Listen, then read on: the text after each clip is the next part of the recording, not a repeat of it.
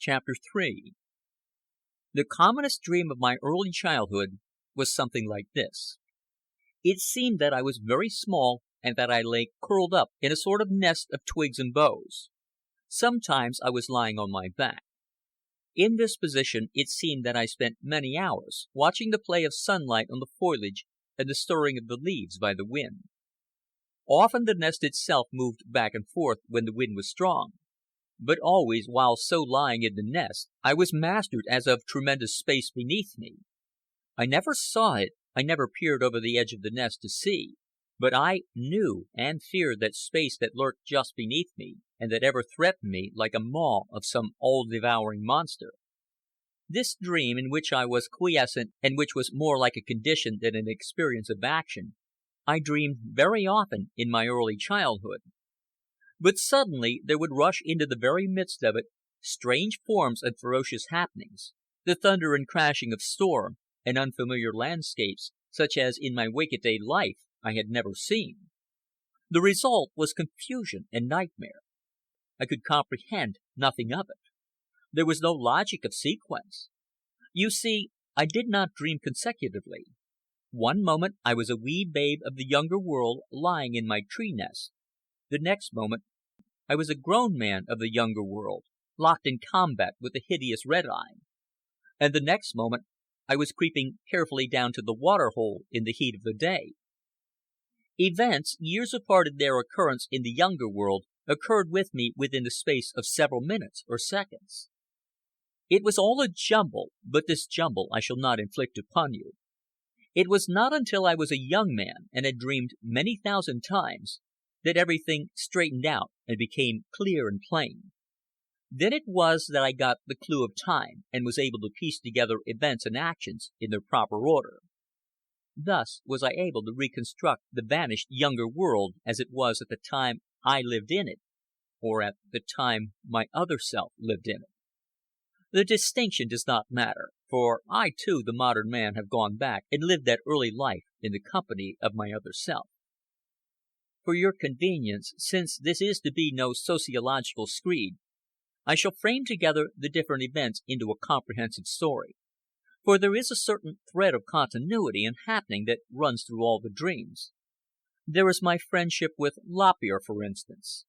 Also there is the enmity of Red Eye, and the love of the Swift One. Taking it all in all, a fairly coherent and interesting story, I am sure you will agree. I do not remember much of my mother. Possibly the earliest recollection I have of her, and certainly the sharpest, is the following. It seemed I was lying on the ground. I was somewhat older then than during the nest days, but still helpless. I rolled about in the dry leaves, playing with them and making crooning, rasping noises in my throat. The sun shone warmly, and I was happy and comfortable. I was in a little open space. Around me on all sides were bushes and fern-like growths, and overhead and all about were the trunks and branches of forest trees. Suddenly I heard a sound. I sat upright and listened. I made no movement. The little noises died down in my throat, and I sat as one petrified. The sound drew closer. It was like the grunt of a pig. Then I began to hear the sounds caused by the moving of a body through the brush. Next, I saw the ferns agitated by the passage of the body. Then the ferns parted, and I saw gleaming eyes, a long snout, and white tusks. It was a wild boar. He peered at me curiously. He grunted once or twice, and shifted his weight from one foreleg to the other, at the same time moving his head from side to side and swaying the ferns. Still I sat as one petrified, my eyes unblinking as I stared at him, fear eating at my heart. It seemed that this movelessness and silence on my part was what he expected of me. I was not to cry out in the face of fear. It was a dictate of instinct. And so I sat there and waited for I knew not what. The boar thrust the ferns aside and stepped into the open. The curiosity went out of his eyes, and they gleamed cruelly. He tossed his head at me threateningly and advanced a step. This he did again, and yet again. Then I screamed or shrieked, I cannot describe it, but it was a shrill and terrible cry. and it seems that it too, at this stage of the proceedings, was the thing expected of me. From not far away came an answering cry. My sounds seemed momentarily to disconcert the boar, and while he halted and shifted his weight with indecision, an apparition burst upon us. She was like a large orang utang, my mother, or like a chimpanzee, and yet in sharp and definite ways quite different. She was heavier of build than they, and had less hair. Her arms were not so long, and her legs were stouter. She wore no clothes, only her natural hair, and I can tell you she was a fury when she was excited. And like a fury she dashed upon the scene. She was gritting her teeth, making frightful grimaces, snarling, uttering sharp and continuous cries that sounded like "Ka! Ka!" So sudden and formidable was her appearance that the boar involuntarily bunched himself together on the defensive and bristled as she swerved toward him. Then she swerved toward me. She had quite taken the breath out of him. I knew just what to do in that moment of time she had gained. I leaped to meet her, catching her about the waist and holding on hand and foot, yes, by my feet. I could hold on by them as readily as by my hands. I could feel in my tense grip the pull of the hair as her skin and her muscles moved beneath her efforts. As I say, I leaped to meet her, and on the instant she leaped straight up into the air, catching an overhanging branch with her hands. The next instant, with clashing tusks, the boar drove past underneath. He had recovered from his surprise and sprung forward, emitting a squeal that was almost a trumpeting.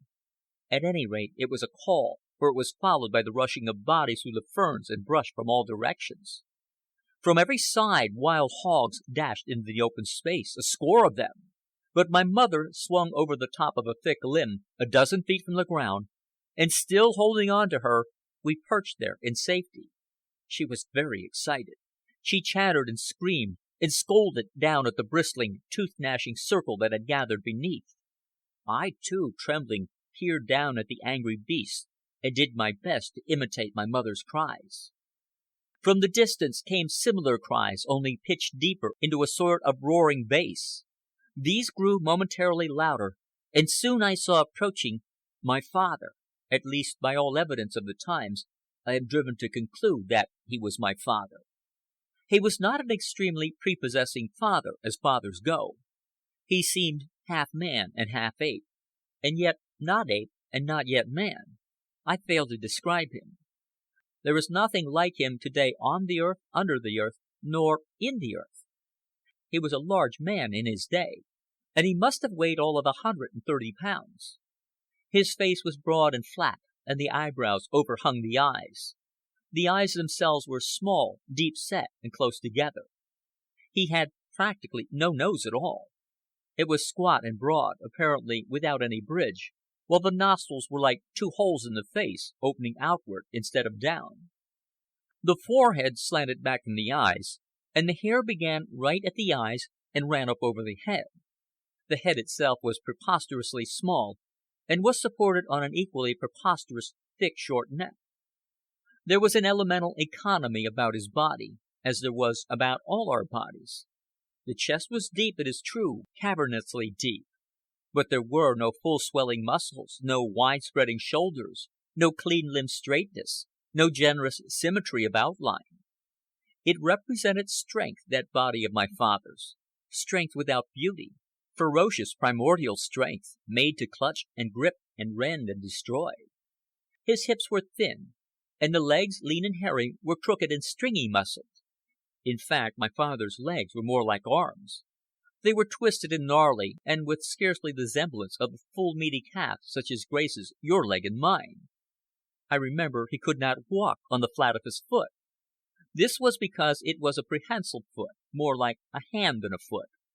The great toe, instead of being in line with the other toes, opposed them like a thumb, and its opposition to the other toes was what enabled him to get a grip with his foot. This was why he could not walk on the flat of his foot. But his appearance was no more unusual than the manner of his coming there to my mother and me, as we perched above the angry wild pigs. He came through the trees, leaping from limb to limb and from tree to tree, and he came swiftly. I can see him now in my wake-a-day life as I write this, swinging along through the trees, a four-handed hairy creature, howling with rage, pausing now again to beat his chest with his clenched fist, leaping 10 and 15 foot gaps, catching a branch with one hand and swinging on across another gap to catch with his other hand and go on, never hesitating, never at a loss as to how to proceed on his arboreal way. And as I watched him, I felt in my own being, in my very muscles themselves, the surge and thrill of desire to go leaping from bow to bow. And I felt also the guarantee of the latent power in that being and in those muscles of mine. And why not?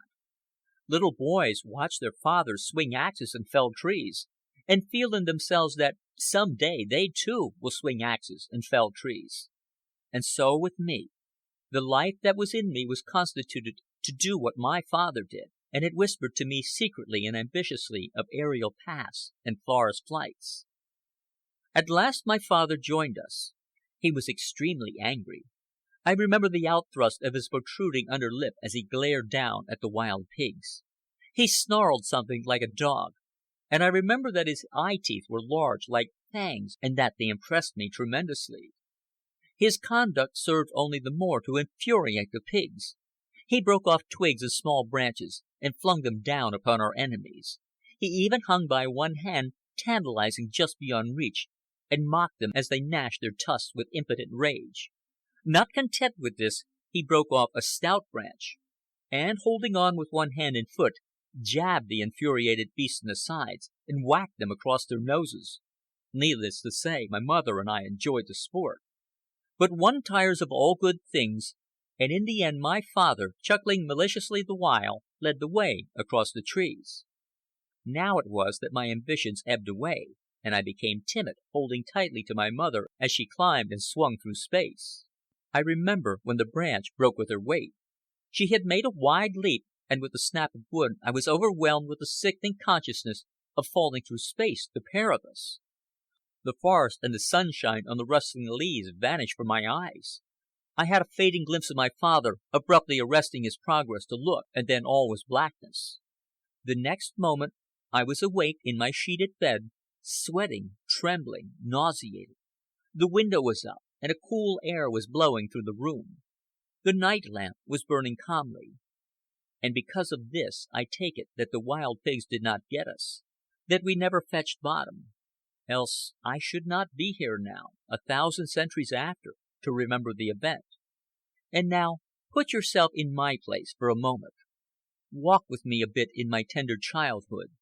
Bed with me a night, and imagine yourself dreaming such incomprehensible horrors. Remember, I was an inexperienced child. I had never seen a wild boar in my life. For that matter, I had never seen a domesticated pig. The nearest approach to one I had seen was breakfast bacon sizzling in its fat. And yet here, real as life, wild boars dashed through my dreams, and I, with fantastic parents, swung through the lofty tree spaces. Do you wonder that I was frightened and oppressed by my nightmare-ridden nights? I was accursed. And worst of all, I was afraid to tell. I do not know why, except that I had a feeling of guilt, though I knew no better of what I was guilty. So it was through long years that I suffered in silence, until I came to man's estate and learned the why and wherefore of my dreams. End of chapter 3. Recording by Tom Weiss, Tom'sAudiobooks.com.